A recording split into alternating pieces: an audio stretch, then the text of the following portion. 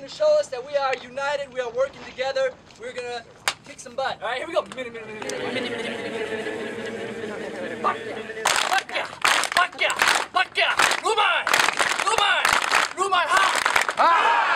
right, let's go get some work done.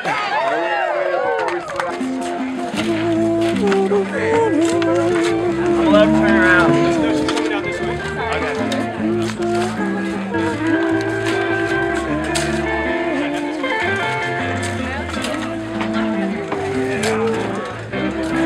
Yep. That was good. Yeah, they're getting pretty heavy.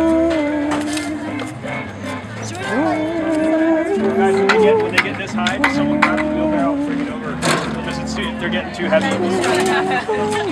Yeah, just exactly. Do you need some olives? Something else, you don't have to do this.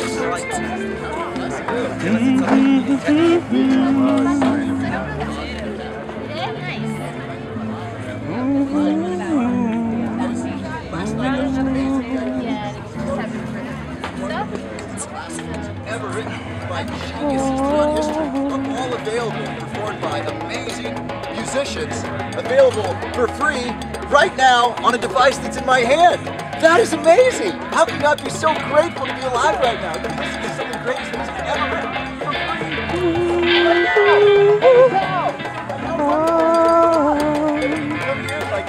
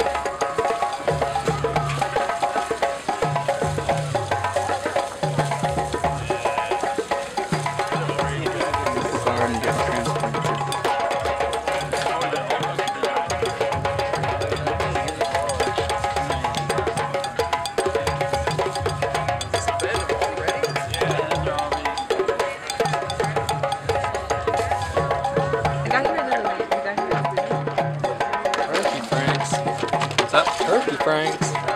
What's a turkey frank? Little mole never hurt nobody. Here's my plate. Scrape it off. Don't hurt nobody.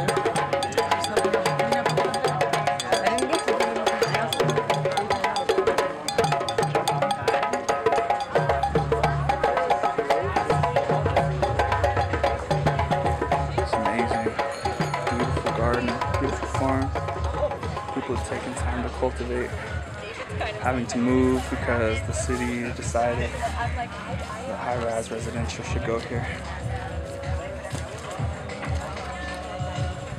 And the people that this displaces, Granted, I'm very, very sensitive. Yeah. tragic. Part of my prayer is that I want to be more sensitive, because that sensitization also allows me to like be with plants and receive songs, you know, and like I need to be that sensitive, which means I can't watch violent movies anymore. No, I You know? definitely. But then there's a level of like I don't want to tune out the world. Yeah. You know, I need to like know what's going on, but like also know how where the point is where I pay attention to my body and I'm like receiving information and then I start feeling pulled down by it. Then I'm like, okay, pause. I need to like integrate this, you know, and then like go back to it when I feel ready and full in myself again. Because if I just stay there and I get like I can go deep into like the conspiracy things and like all this stuff and like it's and not even conspiracy, just like what the fuck. Like there are a few people controlling everything right now and it's crazy. And also we are like mycelium and that's how it's going. And mycelium is way more powerful than a human being, you know what I mean? Hey, all of us are smarter than any of us. It's so amazing. And so yeah, like maybe channeling, maybe seeing how it wants to channel into like the uplift, because what I've found is like if we tried to motivate everyone to come out to this action day by saying like things are so messed up in the world, and like everyone should be working harder. You guys come out. You should like really like, you know, people would be like, yeah, no thanks, daunting, you know. yeah. Whereas if we're like, we're gonna have a party, we're gonna plant stuff, it's Music. gonna be fun, like there'll be food. All your like, favorite people are gonna be there. Your tribe. You make it like, look what's happening in the world. Look at what's going on. This is so cool. And people are like, I want to be part of that. You know, it's a whole different orientation. I've seen people walking by and they're like, "What's going on here?" And then a lot of It's a big reason why we do this stuff, and it's not just about like planting gardens, right? It's not just about, you know, food. It's about a whole lot more than that, and that's why we take it into action, because it's more than just talking about these concepts and starting to get a more like better understanding of ecological function and how we base human life within that. But for a lot of us, it's actually about how can we create autonomy for communities, right? How can we create our own personal autonomy and freedom? How can we create just communities, right? And that's why we're orienting folks to this entire picture of the history of this land. We can't just start at today, like, okay, I was born into a culture of consumerism. I was born into a culture of separation, disattachment. I want to get away from that, so we're going to start through this connection to ecology, connection to each other, start to create this world of permaculture. You know, there's this symbol from Africa called the Sankofa, and that means that to know our future, we have to know our past, right? We have to look back on history to inform how we go forward in this world, right? So that's why we're starting with the information about the history of this land and the indigenous people who lived here and the process of colonization. And also more recently, what this place was 50 years ago, right? This was low-income housing projects. This was housing for people of color, housing for low-income people and poor people. And then that was displaced in 1999 when all of this housing projects all around the country at the same time started getting taken down. So this isn't just about coming out here and doing gardens. We have to deal with this unfortunate situation right now of the displacement of these 3 urban farms that have been growing food for people for the last 5 years here. And we want to show the resilience of our community and say, okay, we can take those down the block and we can, you know, move them into the next location. But it's also about us all coming together and envisioning, having this conversation, saying, wait a second, this isn't just about like the gears of capital. This isn't just about, you know, how the system functions. We actually have self-determination. We get to decide what our world looks like. We get to look at each other and say, okay, what do we actually want to see in this space, right? Do we want to see urban farms here? Do we want to see people housed? Do we want to see healthy watersheds? Do we want to see healthy ecological systems and healthy people and common spaces for people to be together? So that's what this is about. It's about coming out here and starting to embrace that social permaculture aspect of it and really look, if this is about people care and earth care and fair share, which is these permaculture ethics, then this is about really addressing everything and looking at how human habitation can kind of base itself off these ecological principles. And a lot today we're hearing is justice has to be at the forefront of this, right? This can't just be about ecological restoration. We need to bring justice to the forefront, make sure everybody's at the table as we move along, right? So I just want to thank folks for coming out here and taking part in that. And yeah, being part. That's why we're here, man. Yeah. How you doing? That's why D-Hole's here. I want, Brenda, I want you to know that some of us pushing back. Some of us are pushing back. Space. We're going to claim a space. This is indigenous land, and we're doing a direct action today and claiming space on behalf of our homeless brothers and sisters. Amen. Like this beautiful natural landscape. A lot of people don't leave the city limits, you know, especially those who are working a lot and low income. So to come to a garden to just be, connect with nature, like not only connect with their food, but just to, there's such a therapeutic value in community gardens that, how do you measure that? I mean, we set aside so much open space in the city limits for parks because we recognize that it is an asset to the community, that people need that, and we're like dumping a bunch of chemical fertilizers on them and irrigating them in a semi-desert environment. So it's like the same thing. We are providing therapy, we're providing open space, we're providing connection to nature, and we're also feeding people good, healthy food.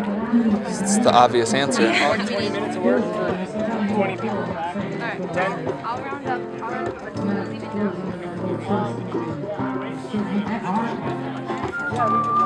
Who's had a hard time with trusting, especially in the universe, and just, you know, playing co-passenger to your co-pilot to your own life, you know what I'm saying?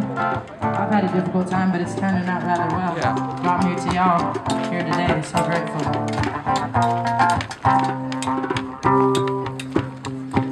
'Cause this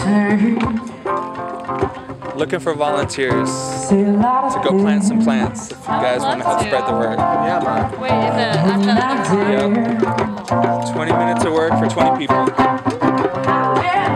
an announcement. Thanks, brother. And I invite you to be vulnerable and to feel your feelings.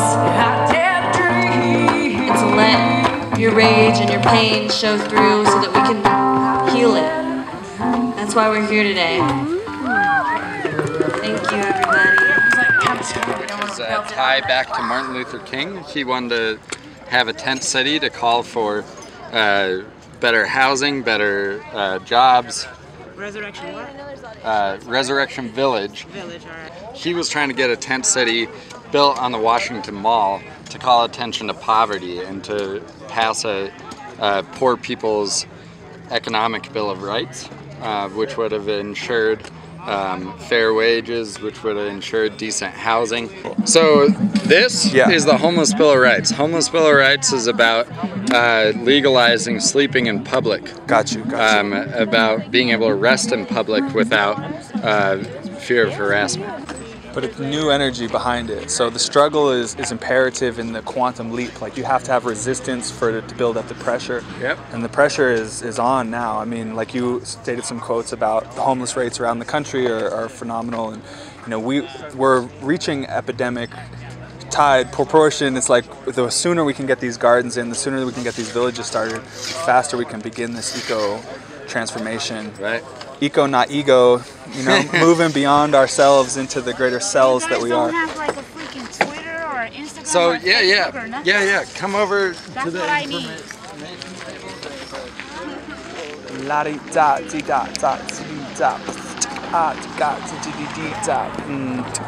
Shanti. Yes. My name is Lynn Eaglefeather. Lynn Eaglefeather, it's a very good pleasure to meet you. It's an honor. Did you speak earlier today? Was that you? Okay. So, can I ask you why you're here today and what brings you here? I was invited to the event on Facebook, and I've been living in Denver for 40 years, so I thought I would come down and be part of the community and seeing it, being involved in the bettering of this situation that we have with the homelessness and the people going hungry. I was myself homeless for 3.5 years and now off the streets, and I didn't know what it feels like. I am a member of the Sikanju Lakota tribe in Northwest South Dakota. So this is Cheyenne Arapaho land, I guess, but it is all our land now. It's all, and it belongs to us all. Mother Earth belongs to us all, and we all need to take care of her, and take care of her like she's our mother. This is such a good reminder. Thank you. I think a lot of the people here believe that, and that's why they're coming together to do something for that cause.